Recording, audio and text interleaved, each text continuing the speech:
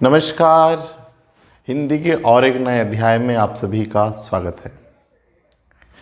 आज हम लोग और एक नए विषय को लेकर आए हैं और विषय है आप लोगों के आग्रह के लिए गद्य विभाग में, और वो विषय है एवरेस्ट मेरी शिखर यात्रा, जो पृष्ठ क्रमांक 100 में है। और इसके जो लेखक हैं स्वयं बचेंद्री पाल।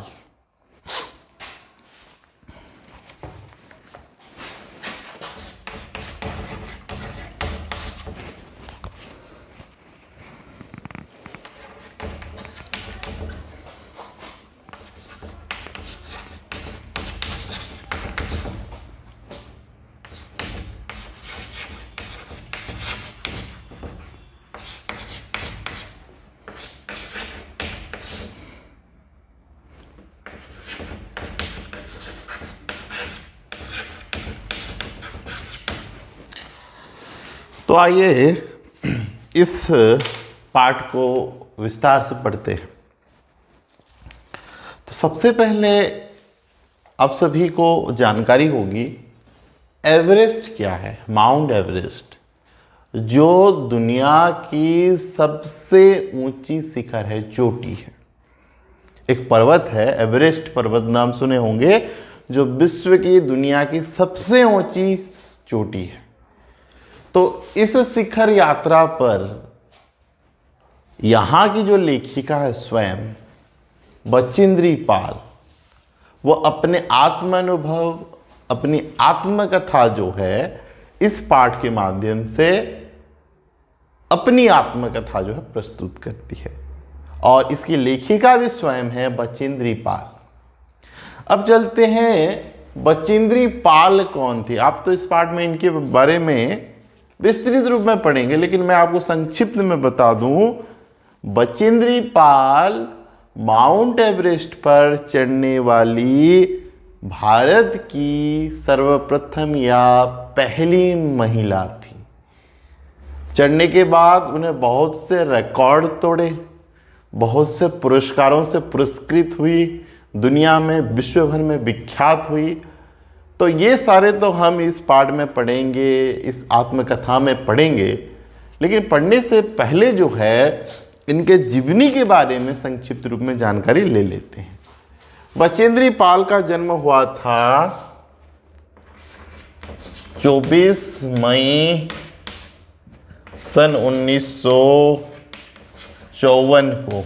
ठीक है, इनका जन्म समय है, जन्म हुआ था 24 मई 1954 को। बचेंद्री पाल का जन्म उत्तरांचल के चमोली जिले के बंपा गांव में 24 मई 1954 को हुआ। इनके पिता का नाम किशन सिंह पाल और माता का नाम हंसा दोई नेगी था। इनके पिता कौन थे? किशन सिंह पाल।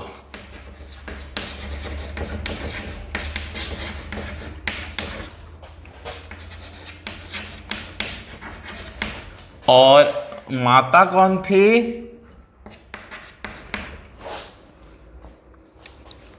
हंसा देई नेगी।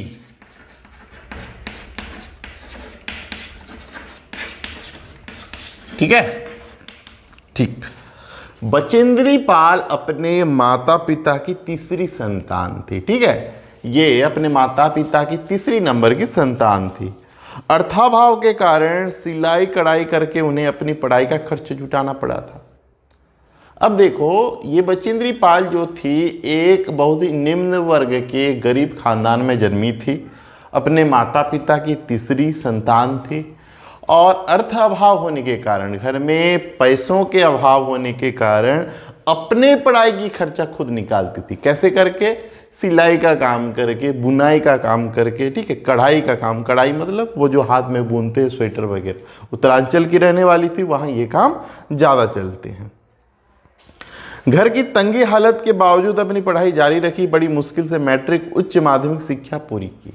जैसे तैसे घर में तंगी मतलब अर्थ का अभाव था, पैसों का अभाव था। जितना कमाते थे खाने पीने पहनने के लिए उतना पहुंचता नहीं था। तो उन्होंने बड़े मुश्किल से मैट्रिक यानी कि उच्च माध्यमिक शिक्षा कक्षा 10वीं की परीक्षा जैसे तैसे पास कर गई, पूरी कर गई। उनके माता पिता उन्हें और ज़्यादा पढ़ाने के पक्ष में नहीं थे, लेकिन महाविद्यालय के प्राचार्य के कहने पर बचेंद्री ने कॉलेज में दाखिला ले लिया। अब देखो, घर में जो था पैसा का अभाव था, पढ़ाई लिखाई करने के लिए उनके माता पिता असमर्थ थे, परंतु वहाँ का जो महाविद्यालय था, महाविद्यालय के जो प्राचार्य थे, जो वहाँ के प्रिंसिपल थे, उनके आग्रह से, उनके कहने से उन्होंने कॉलेज में दाखिला कर लिया। वहाँ शूटिंग भी सीखी। शूटिंग मतलब क्या होता है? जो बंदूक की शूटिंग होती है, बंदूक चलाने की जो शूटिंग होती है, उसका भी बहुत से प्रतियोगिताएं होती हैं, उसका भी बहुत से चैंपियनशिप होते हैं, खेल में मतलब प्रधानता दी जाती है। तो वहाँ उन्होंने शूटिंग करना जो है सीख लिया था। आगे चल के उन्होंने संस्कृत में एमए किया, फिर बीएड की डिग्री हासिल की। उन्होंने पहले पीजी कंप्लीट कर लिया, एमए का परीक्षा कंप्लीट कर लिया, उसके बाद उन्होंने बीएड कर लिया। वे इस्पात कंपनी टाटा स्टील में कार्यरत रही, जहां वे चुने हुए लोगों को रोमांचक अभियानों का प्रशिक्षण देती रही। उसके बाद वो इस्पात कंपनी जो टाटा स्टील की कंपनी है, वहां पर उन्होंने नौकरी कर ली।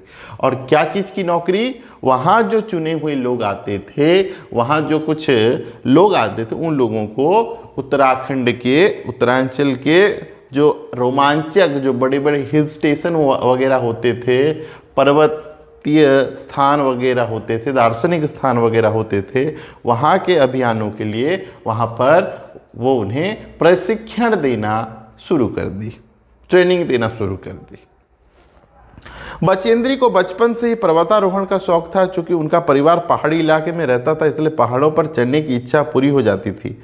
पढ़ाई खत्म होने पर बचेंद्री ने पर्वतारोही बनने की इच्छा जाहिर की, लेकिन घर वालों का उनका पर्वतारोही बनना पसंद नहीं था। अब देखो, बचपन से ही बचेंद्री पाल को पर्वत चढ़ने का बहुत ही शौक था, बहुत ही इच्छा थी। और उनका परिवार भी जो है वो वैसे ही पहाड़ी इलाका में रहा करते थे। पहाड़ों पर चढ़ने की इच्छा पूरी हो जाती थी, लेकिन पढ़ाई जैसे ही उनकी खत्म हुई, उन्होंने अपने घर वालों से कहा कि मैं एक पर्वतारोही बनना चाहता हूँ। लेकिन उनके घर वाले जो थे, उनके ये इच्छा के विरुद्ध थे। अर्थात बचेंद्री पाल को पर्वतारोही बनने से घर वाले पसंद नहीं करते थे, क्योंकि वे चाहते थे कि उन्होंने एमए कर लिया है, बीएड की परीक्षा भी, डिग्री भी हासिल कर ली है, इसलिए वो कहीं पर जाए, शिक्षिका बन जाए, टीचर की नौकरी कर ले और जैसे तैसे उसकी शादी कर दिया जाए। परंतु अपने जिद के कारण बचेंद्री ने उत्तरकाशी के नेहरू इंस्टीट्यूट ऑफ माउंटेनियरिंग में प्रवेश ले लिया। इस तरह पर्वतारोहण प्रशिक्षण के दौरान वे मानसिक रूप से एवरेस्ट चढ़ने के लिए तैयार हो गए। लेकिन अपने जिद की वजह से जैसे तैसे करके उन्होंने शादी नहीं किया, बल्कि उत्तरकाशी के नेहरू इंस्टीट्यूट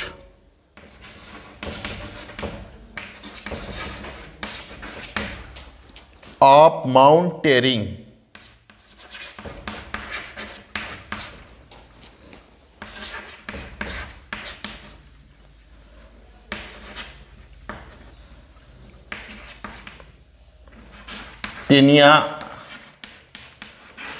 रिंग में उन्होंने प्रवेश कर लिया और वहाँ वे प्रशिक्षित होते गए और अपने आप को एवरेस्ट चढ़ने के लिए तैयार कर लिया। सन 1984 ईस्वी में एवरेस्ट 84 नामक एवरेस्ट पर चढ़ने वाले अभियान दल में बचेंद्री का नाम चयन कर लिया गया।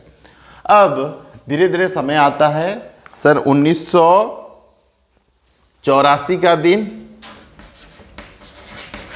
और इस दिन जो है वो एवरेस्ट 84 नामक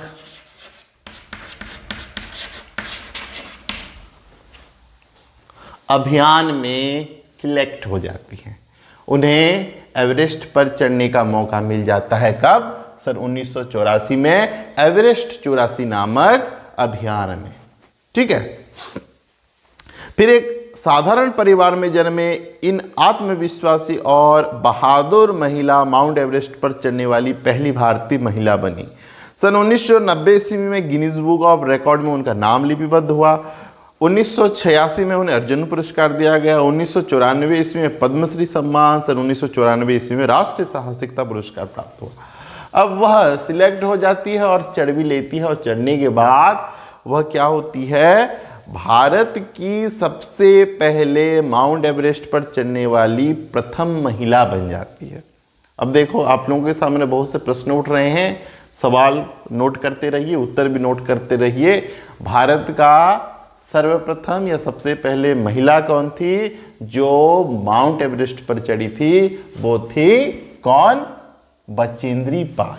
ठीक है, और वो कब सिलेक्ट हुई थी? सन 1984 को एवरेस्ट 84 नामक अभियान में। ठीक है, अब इस अभियान में 11 पुरुष थे और 6 महिलाएं शामिल थी। ठीक है, कितना पुरुष थे? 11 पुरुष थे। इस अभियान में जो था, इस अभियान में 11 पुरुष थे।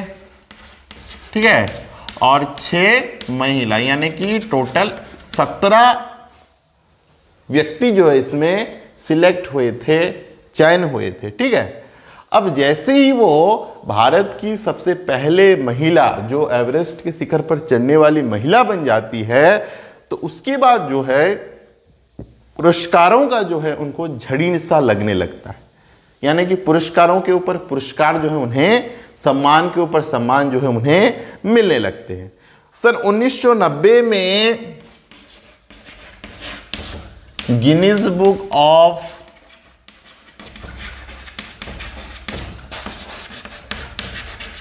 वर्ल्ड रिकॉर्ड में इनका नाम चढ़ जाता है, चयनित हो जाता है। ठीक है, सन 1986 में उन्हें अर्जुन पुरस्कार से सम्मानित किया जाता है। ठीक है, सन 1994 में उन्हें पद्मश्री पुरस्कार से सम्मानित किया जाता है।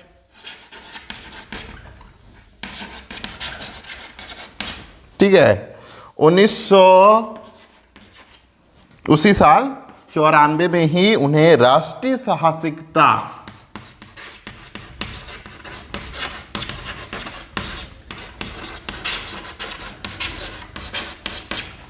का पुरस्कार से भी सम्मानित किया जाता है।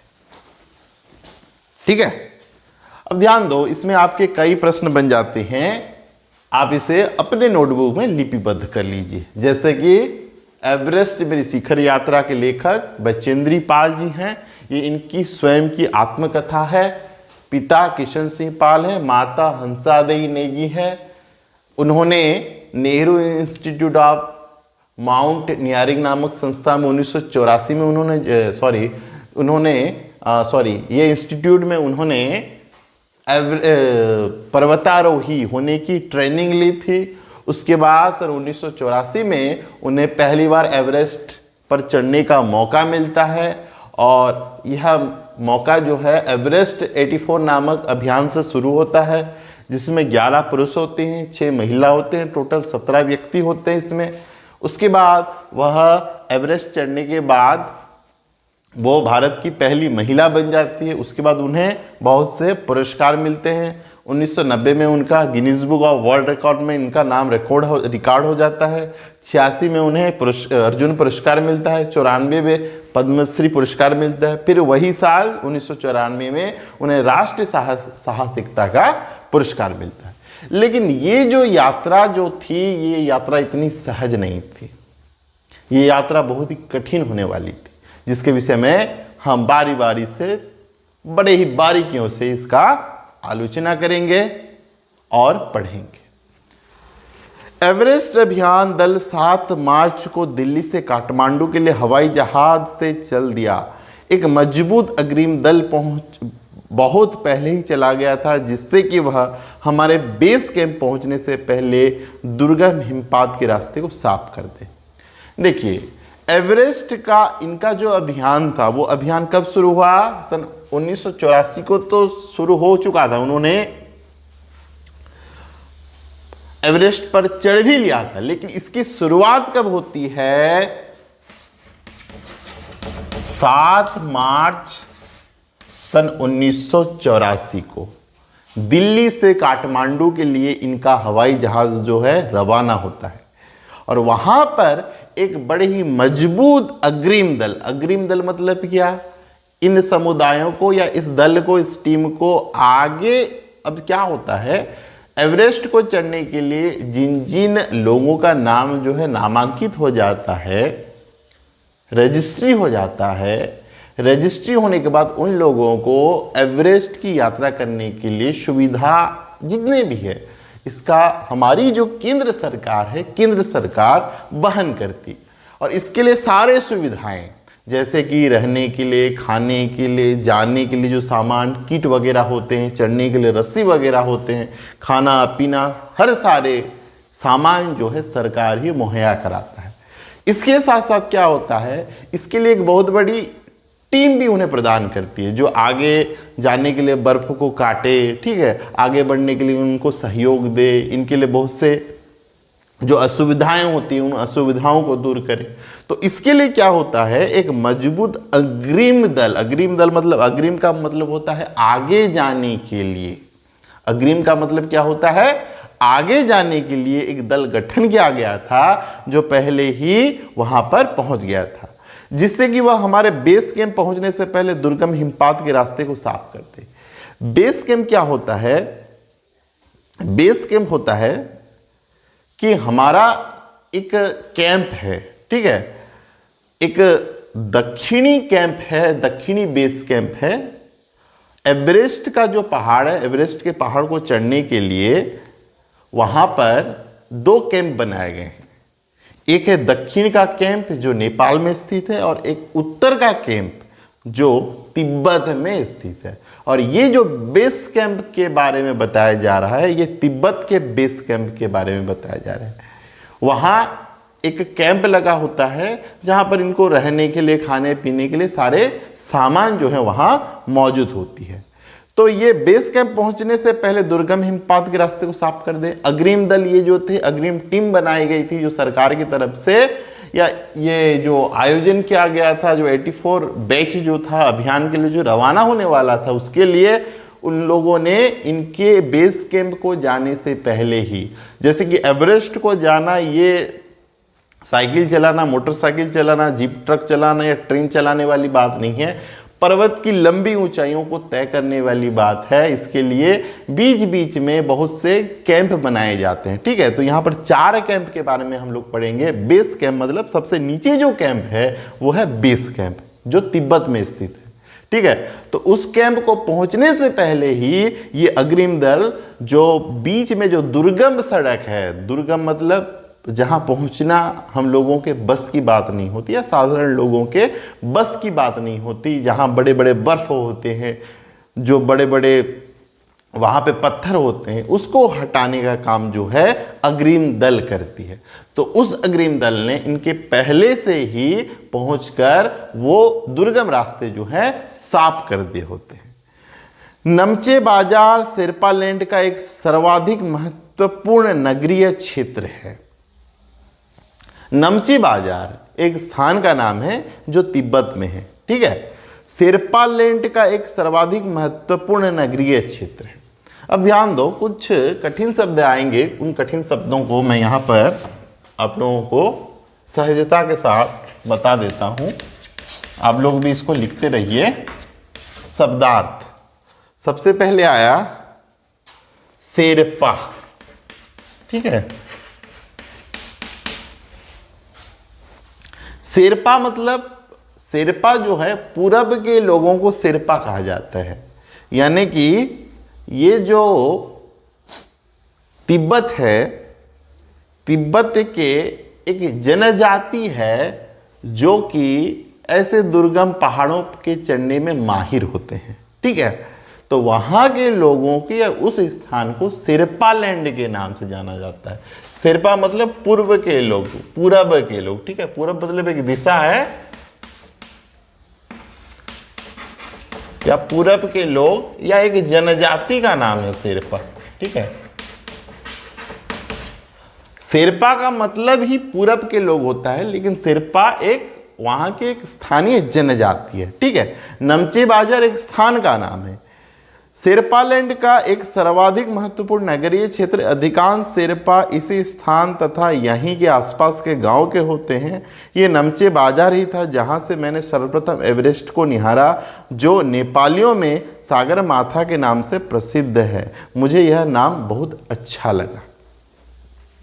तो सबसे पहले ध्यान दें कि बचेंद्री पाल जो है वो जो नमचे बाजार जो जगह का नाम स्थान है, वहां से ही सबसे पहले उन्होंने सर्वप्रथम एवरेस्ट को देखा था। और उसी एवरेस्ट को स्थानीय लोग किस नाम से जानते हैं, नेपाली लोग किस नाम से जानते हैं? सागर माथा के नाम से जानते हैं। और ये बचेंद्री पाल को ये नाम, कौन सा नाम? सागर माथा, बड़ा ही अच्छा लगा। सागर माथा एवरेस्ट को ही कहा जाता है, ठीक है। और वहां के स्थानीय या मूल निवासी या नेपाल के लोग उसे सागर माथा के नाम से जानते हैं। एवरेस्ट की तरफ गौर से देखते हुए मैंने एक भारी बर्फ का बड़ा फुल फ्लूम देखा, जो पर्वत शिखर पर लहराता एक ध्वज सा लग रहा था। मुझे बताया गया कि यह दृश्य शिखर की ऊपरी सतह के आसपास 150 किलोमीटर अथवा इससे भी अधिक की गति से हवा चलने के कारण बनता है। तो सबसे पहले एवरेस्ट को जब बचेंद्री पाल ने गौर से देखा तो वहां बर्फ का एक फूल था, प्लूम था, एक गुब्बारा टाइप का था, ठीक है। ये गुब्बारा टाइप का फ्लूम या फूल कब होता है? जब ये दृश्य शिखर के ऊपर सतह के आसपास 150 किलोमीटर इससे भी अधिक की गति से जब हवा चलती है। फूल या फ्लूम मतलब एक गुब्बारा टाइप का, बर्फ का गुब्बारा टाइप का नजारा देख रहा था। वहां के स्थानीय लोगों से जब बचेंद्री ने पूछा कि ये क्या है, तो वहां के स्थानीय लोगों ने बताया कि जब हवा की गति 150 किलोमीटर की रफ्तार, ये 150 किलोमीटर क्या है? प्रति घंटा। जब आप लोग गाड़ी चलाते हो 60 की स्पीड, 70 की स्पीड, 100 की स्पीड, तो वो क्या होती है आप लोगों को पता होगा, पर 1 घंटे की रफ्तार, ठीक है। तो पर 1 घंटे की 150 किलोमीटर की रफ्तार से या उससे अधिक जब हवा चलती है, तब वैसे बर्फ का गोला, बर्फ का गुब्बारा या फूल या प्लूम बनता है, ठीक है। क्योंकि तेज हवा से सूखा बर्फ पर्वत पर उड़ता रहता था, बर्फ का यह ध्वज 10 किलोमीटर या इससे भी लंबा हो सकता था। शिखर पर जाने वाले प्रत्येक व्यक्ति को दक्षिण पूर्वी पहाड़ी पर इन तूफानों को झेलना पड़ता था, विशेषकर खराब मौसम में। तो ये जो बर्फ का गुब्बारा, जो बर्फ के जब माफ कीजिएगा हवा चलती है, तो वो जो बर्फ के छोटे छोटे कण होते हैं, तो वो जो है ध्वज जैसा लगने लगते हैं। और यह बर्फ का यह ध्वज 10 किलोमीटर या इससे भी लंबा हो सकता है, ठीक है। शिखर पर जाने वाले प्रत्येक व्यक्ति को दक्षिण पूर्वी पहाड़ी पर इन तूफानों को झेलना पड़ता है। जितने भी पर्वतारोही होते हैं, शिखर पर चढ़ने वाले लोग होते हैं, जब दक्षिणी पूर्वी पहाड़ी पर यह हवा चलती है तो इस हवा को झेलना भी पड़ता है। इस हवा को, इस तूफान को लोगों को या चढ़ने वाले पर्वतारोहियों को भी झेलना पड़ता है। झेलना मतलब सहना पड़ता है, ठीक है। और कब सहना पड़ता है? विशेषकर जब खराब मौसम हो। यह मुझे डराने के लिए काफ़ी था, फिर भी मैं एवरेस्ट के प्रति विचित्र रूप से आकर्षित थी और इसकी कठिनतम चुनौतियों का सामना करना चाहती थी। ये बातें जब बचेंद्री पाल जी वहाँ के लोगों से, स्थानीय लोगों से सुनते हैं कि जो बर्फ़ का फ्लूम है या फुल है, जो 150 या उससे ज़्यादा की गति से जब हवा चलती है तब बनता है, और ये लगभग 10 किलोमीटर से लंबा भी हो सकता है। और इस हवा को जितने भी पर्वतारोही दक्षिण पूर्व पहाड़ी की ओर जाते हैं, तो इन तूफानों को झेलना पड़ता है, अर्थात उसका सामना करना पड़ता है। ये सब सुनकर देखकर ये सारी बातें बचेंद्री पाल को, जो पहली बार एवरेस्ट को चढ़ने जा रही थी, उसको डराने के लिए काफ़ी था, बहुत था। फिर भी एवरेस्ट के प्रति उनकी जो विचित्र आकर्षण था, उसकी कठिनतम चुनौतियों को वो सामना करने के लिए रेडी थी, तैयार थी। जब हम 26 मार्च को पेरिस पहुंचे, हमें हिमस्खलन के कारण हुई एक शेरपा कुली की मृत्यु की दुखित समाचार मिला। ये लोग तो 7 मार्च 1984 को जो है एवरेस्ट की यात्रा करने के लिए या एवरेस्ट को चढ़ने के लिए ये 7 मार्च को ही प्रारंभ कर दिए थे, शुरू कर दिए थे। अब 26 मार्च को एक घटना घटती है पेरिस में। क्या घटना घटती है कि हिमस्खलन के कारण, हिमस्खलन का मतलब क्या होता है?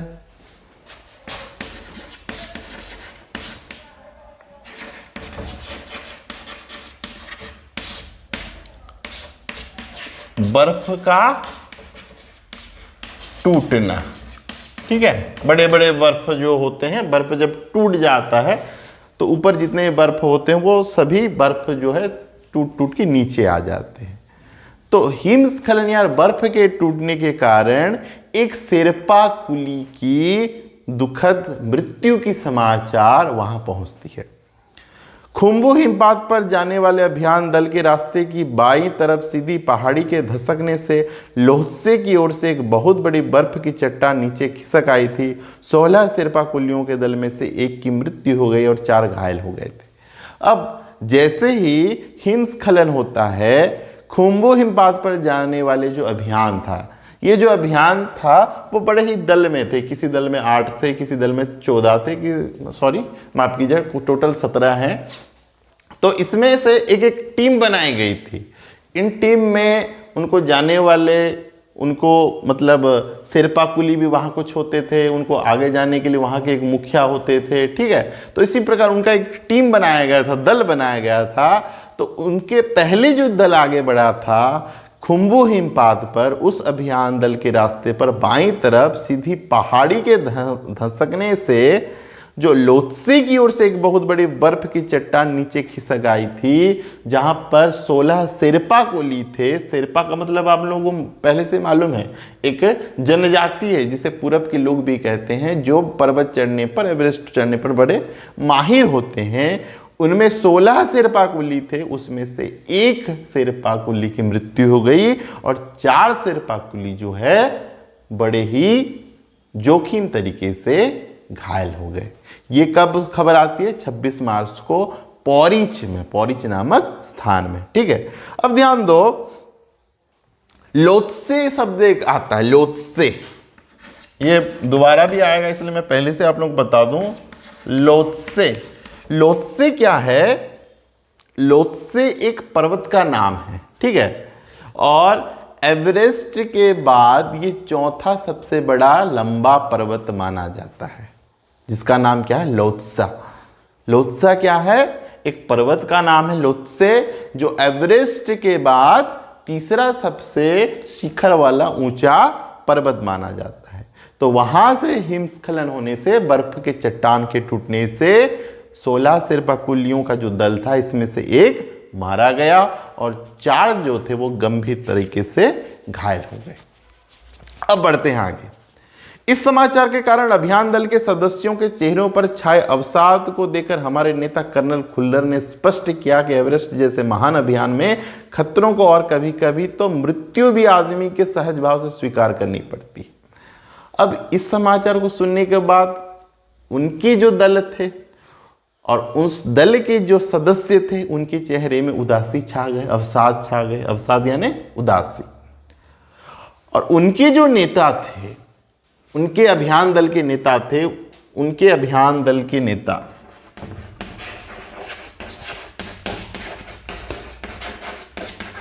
यानी कि टीम लीडर जो थे, ठीक है, उनका नाम क्या था? कर्नल खुल्लर।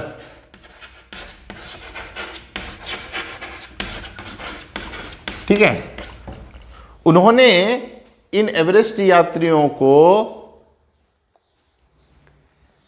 बताया कि ऐसे महान अभियान में खतरा तो क्या, कभी कभी मृत्यु को भी स्वीकार कर लेनी पड़ती है। उपनेता प्रेमचंद जो अग्रिम दल के नेतृत्व कर रहे थे, और उनका उपनेता कौन था?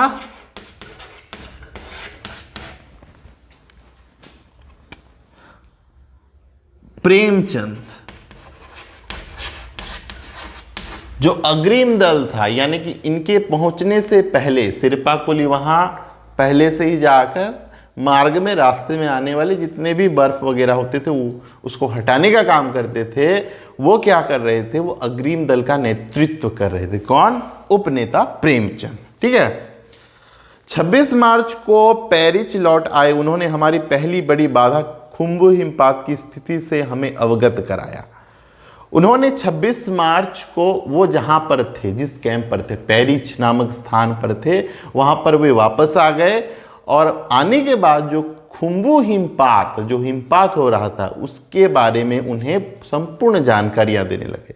उन्होंने कहा कि उनके दल ने कैंप 1 600 मीटर पर जो स्थित है, कैंप 1 जो, सॉरी माफ कीजिएगा, उनका जो पहला कैंप है वो जमीन से या पेरिस से 6000 मीटर ऊंचा पर है। ठीक है।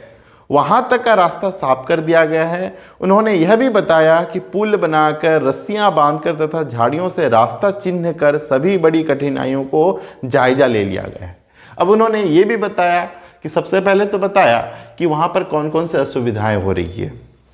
कहां पर? खुम्बु हिमपात में बर्फबारी हो रही है, बर्फ कट रहे हैं, हिमस्खलन हो रहे हैं। ठीक है। और क्या बताया कि वहां पर उन्होंने जो बर्फ थे, बर्फ को हटा दिए गए हैं, रास्ता बना दिए गए हैं, रास्ता को साफ कर दिए गए हैं, पुल बना दिए गए हैं, रस्सियां बांध दी गई है। वहां पर जो छोटी छोटी बड़े बड़े जो झाड़ियां थी है, उस झाड़ियों पर रास्ता का चिन्ह कर दिया गया है। और ऐसे ही जो बड़े बड़े कठिनाइयां थी उसका जायजा यानी कि देखरेख कर दिया गया है। उन्होंने इस पर भी ध्यान दिलाया कि ग्लेशियर बर्फ की नदी है और बर्फ का गिरना भी जारी है। और जो महत्वपूर्ण सूचना थी कि उस समय ग्लेशियर बर्फ की नदियां बह रही है, मतलब बड़े बड़े बर्फ के जो टुकड़े हैं वो पानी में तैर रहे हैं। अब आप कभी भी ऊपर जाओगे तो वहां वो बर्फ के टुकड़े आपके नजदीक आ सकते हैं, गिरने की संभावनाएं हैं। हिमपात में अनियमित और अनिश्चित बदलाव के कारण अभी तक के किए गए सभी काम व्यर्थ हो सकते हैं और हमें रास्ता खोलने का काम दोबारा करना पड़ सकता है। अभी मौसम इतना खराब है, इतना खराब है कि हिमपात इतनी अनियमित रूप से हो रहे हैं। अनिश्चित मतलब कभी भी बर्फ का टुकड़ा आ जा रहा है, कभी भी बड़ा बर्फ जो है टूट जा रहा है, कभी भी नदियों में बर्फ जो है बह के आ जा रहे हैं। तो कभी भी किसी भी वक्त जो है हमने जो काम किया था, जो मेहनत की थी, परिश्रम की थी, वो परिश्रम पानी में फिर सकते हैं, यानी कि बर्बाद हो सकते हैं और हमें दोबारा फिर से वो काम करना पड़ सकता है। बेस कैंप में पहुंचने से पहले हमें एक और मृत्यु की खबर मिली। जलवायु अनुकूल न होने के कारण एक रसोई सहायक की मृत्यु हो गई। अब अभी तक जो है मुख्य कैंप, बेस कैंप में पहुंचे नहीं हैं। जो पहला कैंप है, चढ़ने के लिए बहुत से 4 या 6 कैंप हैं ऊपर चढ़ने के लिए, तो वो अभी तक बेस कैंप में पहुंचे नहीं हैं। और वहां से और एक दुखद खबर आई, मृत्यु की खबर आई कि बेस कैंप में जो रसोइया है, वहां के अनुकूल वातावरण के कारण, यानी कि बहुत बर्फबारी होने के कारण, जलवायु अनुकूल यानी कि वहां ज्यादा ठंड पड़ने के कारण एक रसोई सहायक की मृत्यु हो गई। रसोइया की नहीं, जो रसोई के सहायता करता है उसकी मृत्यु हो गई है। निश्चित रूप से हम आशाजनक स्थिति में नहीं चल रहे थे। एवरेस्ट शिखर को मैंने पहले 2 बार देखा था, लेकिन एक दूरी से। बेस कैंप पहुंचने पर दूसरे दिन मैंने एवरेस्ट पर्वत तथा उसकी अन्य श्रेणियों को देखा। मैं बहुत चक्की होकर खड़ी रह गई और एवरेस्ट, लोत्से और नुत्से की ऊंचाइयों से घिरी बर्फीली टेढ़ी मेढ़ी नदी को निहारती रही। अब धीरे धीरे जो है बचेंद्री पाल बेस कैंप पर पहुंच जाती है। उन्होंने एवरेस्ट को 2 बार देखा, 2 स्थितियों में। जब सबसे पहले एवरेस्ट को निहारी तो वहां उन्होंने उड़ता फ्लू देखा था, फूल देखा था। और दूसरी बार एकदम नजदीकी से देखा। नजदीकी से क्या देखा कि वो देखकर भौचक्की हो गए, आश्चर्यचकित हो गई। क्या देखा? लोत्से और नुत्से की ऊंचाइयों से गिरी बर्फीली टेढ़ी मेढ़ी नदी को निहारती रही। एवरेस्ट को तो उन्होंने देखा, अब नजदीकी से देखा तो वहां पर जो लोत्से हैं और वो जो नुत्से हैं उनकी ऊंचाइयों से घिरी हुई है, और रास्ता जो है बर्फीली है, और नदी भी है, और बर्फीली टेढ़ी मेढ़ी जो है रास्ताएं हैं जो उन्होंने अपने जीवन काल में कभी नहीं देखी थी। हिमपात अपने आप में एक तरह से बर्फ के खंडों का अव्यवस्थित ढंग से गिरना ही होता है। हिमपात क्या होता है कि अव्यवस्थित रूप से आप इधर से जाते रहेंगे, इधर से बर्फ का ढेला, उधर से बर्फ का ढेला, उधर से बर्फ का ढेला जो है पड़ता रहेगा। हिमखंडों का यानी कि बर्फ के खंडों का गिरना जो है हिमपात कहलाता है। हमें बताया गया कि ग्लेशियर के बहने से अक्सर बर्फ की हलचल हो जाती थी, जिससे बड़ी बड़ी बर्फ की चट्टान तत्काल गिर जाया करती थी और अन्य कारणों से भी अचानक प्राय खतरनाक स्थिति धारण कर लेती थी। उन्हें बताया गया कि ग्लेशियर के टूटने से यानी कि एक नदी की तरह जो है ऊपर से पानी आ रहा है, जहां बर्फ के बड़े बड़े चट्टान जैसे बड़े बड़े बर्फ जो हैं उधर से फिसल कर आ रहे हैं। ठीक है, तो इससे क्या होता है, बर्फ के चट्टानें तत्काल गिर जाया करती है और अन्य कारणों से अचानक जो है स्थिति बड़े ही खतरनाक हो जाते हैं। सीधे धरातल पर दरार पड़ने का विचार और इस दरार के गहरे चौड़े हिम विदर में बदल जाने का मात्र ख्याल ही बहुत डरावना था। अब देखो, बड़े बड़े हिमखंड, चट्टान जैसे बड़े बड़े हिमखंड जहां वो खड़े हैं वहां अगर गिरेगा तो उससे तो जैसे तैसे वो बच भी जाएंगे, लेकिन उसके जो गिरने के कारण वहां जो दरार पड़ जाएगी और वो जो हिमखंड जो हिम है, बर्फ है, वो भी जब टूटने लगेंगे, ये केवल सोचने मात्र से ही वो बड़ा डरावना लगने लगा था। इससे भी ज़्यादा भयानक इस बात की जानकारी थी कि हमारे संपूर्ण प्रवास के दौरान हिमपात लगभग 1 दर्जन आरोहियों और कुलियों के प्रतिदिन छूता रहेगा, और उन्हें ये खबर भी लग गई थी कि उनके संपूर्ण प्रवास में यानी कि उनके जो एवरेस्ट को चढ़ने के समय, चाहे वो जितना भी दिन लगे, उस समय के दौरान हिमपात जो है लगातार होता रहेगा, और लगभग उनके टीम में जो 1 दर्जन लोग हैं यानी कि लगभग 11 या 12 लोग हैं जो आरोहियों और कुलियों को प्रतिदिन छूता रहेगा। आरोही मतलब क्या होता है? ऊपर चढ़ने वाले। अवरोही मतलब नीचे उतरने वाले।